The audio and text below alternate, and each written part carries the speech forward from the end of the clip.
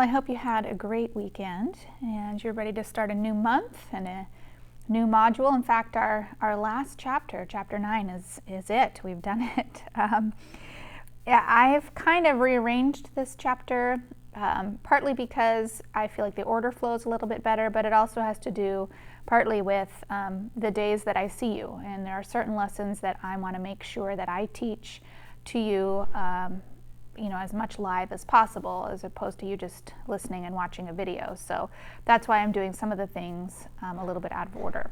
But the whole idea of chapter 9 is still circling around the idea of convergence. And we're going to talk specifically today about the difference between a sequence, which you saw in chapter 8, and a series. So sequences and series and how they both diverge, or converge. So we'll talk about that and how they relate. So let's just quick review sequence work. Okay, so we've learned how to define sequences in terms of n. And so n are the integer numbers, count starting with 1, and you'll simply plug those in. So if we want to find the first 4 terms, then we would plug in 1, 2, 3, and 4. And so plugging in 1, we'd get 4/3, and then 4/4, 4/5, and 4/6, which we could reduce. And if we wanted to come up with the 30th term, so let's see, this is u sub 30, then we just drop 30 in, so 4/32, or 1/8. Here's an example of another series where we would put, again, the first 4 in. So we put in 1, we'll get -1/1. If we put in 2, we will get +1/2. And then -1/3, and then +1/4. And if we wanted to do the 30th term, we'd have a positive numerator and we have 30 in our denominator. So this is an example where the terms are alternating from positive to negative. So a sequence is a list of those individual terms. So A1, A2, A3, A4, etc., all the way up to AN, and then ... after that, to show that it's an infinite list. A series represents cumulative sums. So we say sum number 1, sum number 2, sum number 3, etc., sum n. But where do those sums come from? The sums come from sum 1 is the same as A1. Sum 2 is A1 plus A2 together. It's the combination of their sum. Sum 3, A1 plus A2 plus A3. These are the partial sums. So it's the sum of part of the order of the sequence, but the terms all added together. And so the nth partial sum is going to be A1 plus A2 plus A3 plus ... all the way down to A sub n. So these numbers are going to be, it's different than a series, but it's made using the numbers of a series. It's different from a sequence. It's made using the terms of the sequence and come to put together as a sum. So let's compare the sequence and the series in these two cases for the first 4. So the first 4 terms of the sequence would be 2 to the -1, 2 to the -2, 2 to the -3, 2 to the -4, which we could simplify as 1/2, 1/4, 1/8, and 1/16. The sums, the first sum is the same as the first term of the sequence, so that would also be 1/2. But the next sum would be 1/2 plus 1/4. And then sum number 3 would be 1/2 plus 1/4 plus 1/8. And the fourth sum would be 1/2 plus 1/4 plus 1/8 plus 1/16. So we'll have 1/2 plus, and then you'll need to be thinking about, getting common denominators. So 3/4 and then 7/8, and then 15/16, etc.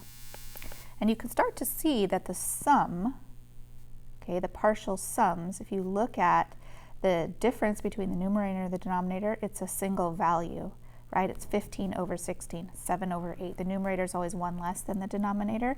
So if the denominator is following powers of 2, then you can predict what the numerator is following that pattern. Let's compare the terms of the sequence in the series for 5 times 1/10 to the n. So 5 times 1/10 to the first, and then 1/10 to the second, and then 1/10 to the third, and 1/10 to the fourth. That's 0.5 and 0.05 and 0.005 and 0.0005. So our sums, the first term is 0.5. The next term is the addition, which is going to give me 0.55. And then 0.555 is the third sum, 0.5555. So this becomes 5 repeating. And I don't know if you know about repeating fractions, repeating decimals, but they can be turned into fractions over 9. And so this is approximately 5/9. Okay, every time you would add a partial sum, you would add another digit of 5.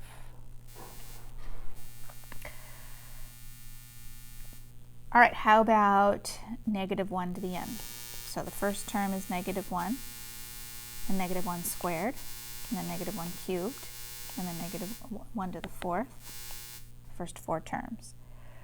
How about the first 4 sums? That would be -1, and then we would have 0, and then -1, and then 0. So the question is, what if you keep extending this series indefinitely, what happens? Well, the terms of the sum just keep oscillating back and forth between -1 and 0, -1 and 0, -1 and 0. Because the terms here collapse upon themselves because they alternate, then the sums will also alternate. So we just keep adding 1 and subtracting 1 and adding 1 and subtracting 1 every time these pairs, each of those pairs, every time we come up with an even number of terms, then the sum of the sequence, okay, that series value would be 0. So this is a sample of a kind of series called a telescoping series. A telescoping series, it's named that because the terms collapse upon each other in pairs. The pairs are grouped together, and those pairs basically cancel each other out. And it's named after a telescope that has all of these little pieces, and the pieces fit inside each other in such a way that when you slide them together, they collapse down to one single piece. And so a telescoping series does the same thing. The terms collapse upon each other, and eventually you're left with one single piece. So we're going to take a look at that today. Okay, this is an example of a telescoping series. Now, a lot of times in telescoping series, the series isn't obvious until you kind of start taking a look at the sum values. So first you want to look at the sequences, and then you want to look at the sums, I find. All right, so let's take a look at the sequence. So let's take away the summation notation, and let's just look at the terms of the sequence 1 over n times n plus 1. So the first term would be 1 over 1 times 2, and the second term would be 1 over 2 times 3, and 1 over 3 times 4, and 1 over 4 times 5, etc. And so that would be 1/2, and then 1/6, and then 1/12, and 1/20th.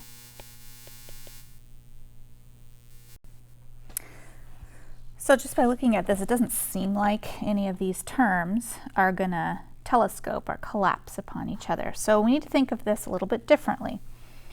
So sorry, but I'm going to erase this just to give myself some space here.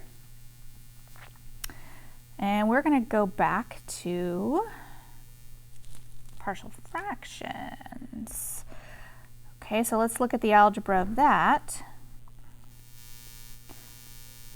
1 over n times n plus 1.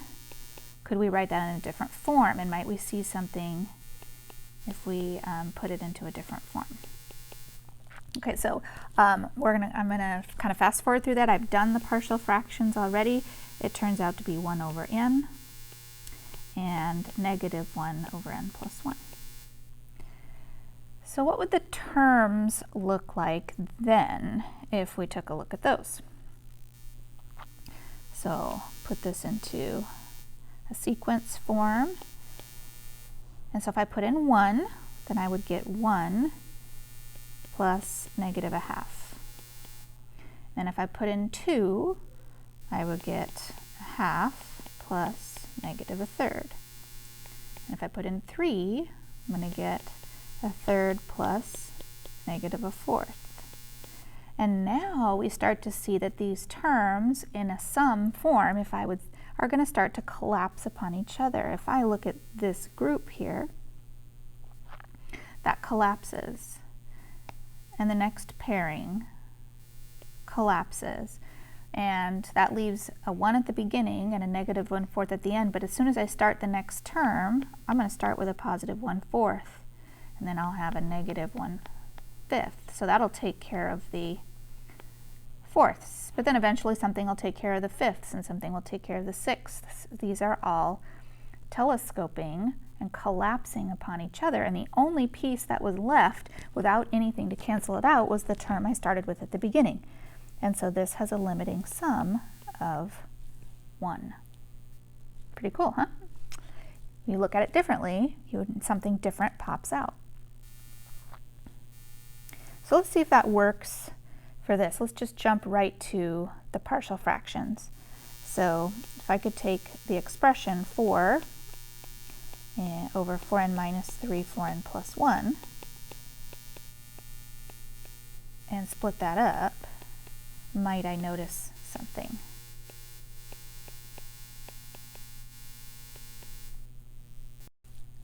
Okay, again, I've already done the partial fraction work.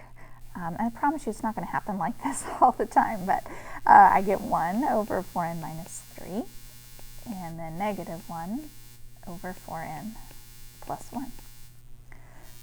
So let's take a look at what the terms of the sequence would look like. So if I plug in 1, I will get 1 plus negative 1/5.